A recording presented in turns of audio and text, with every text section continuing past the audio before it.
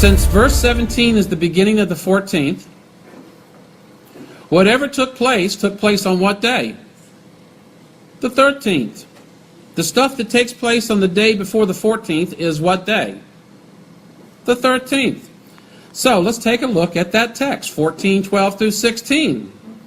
Now the first day, the unleavened, when the Passover is sacrificed, this is the 13th, his disciples said unto him, well, where do you want me to go to prepare the sacrifice of the Passover? So we now have a conflict. The lamb is slain on the 13th. We know that from where? Exodus? No. The lamb is slain on the 14th. But here the lamb is slain on the 13th. That's what the KJV says.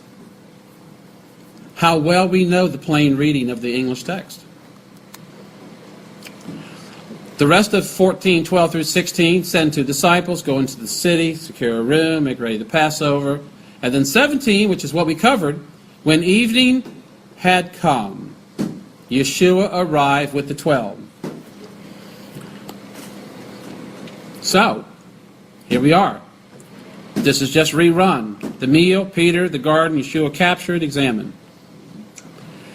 The first day of unleavened bread, the 13th. No one's ever heard of that before. As the English stands, that's impossible. I mean, you could unleaven your house on the 13th and nobody would say anything to you, but that's not the first day of unleavened bread. B, first day of unleavened bread, when they kill the Passover on the 13th. We know that's not what the text says. The text says the lamb is saved up to the 14th, and then it's killed on the 14th between the evenings, between the Erev.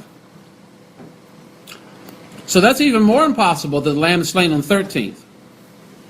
So, what's the solution? Let's go to the Greek. Here's the word, P-R-O-T-E, prote. And prote, day of the unleavening, here's the entire Greek, so you can see it. Freiberg is my man, okay? He translates his word as first, but he says it can also be translated as before. That's interesting. And before the day of the unleavening. This is also agreed to by UBS and Louw-Nida and others I'm going to show you as the slides go on. And Matthew 26:17 has the same problem. Anchor Bible Commentary by Albright and Mann. It is possible to translate the Greek by this phrase, with reference to the first day of unleavened bread. The disciples were asking Yeshua for guidance as to the procedures to be followed for the next day. If you translate that word as before, we don't have to have a problem with the 543 verses that just passed after that.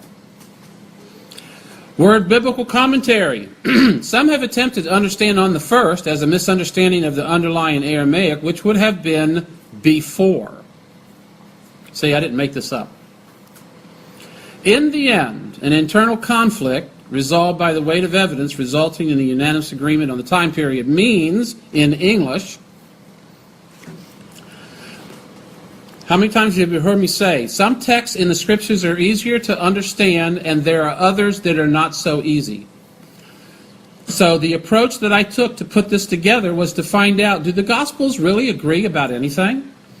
And of course, to my surprise, they agreed on everything until I got to Mark 14:12. And so I'm like, well, this is impossible, so what are we going to do? And how many times have you heard Phil, if the Scripture absolutely contradicts itself and that's impossible, then there's something I'm missing. And in this particular case, it's a single translation of a Greek word that shows up in two Gospels. When that's resolved, every single thing lines up without question.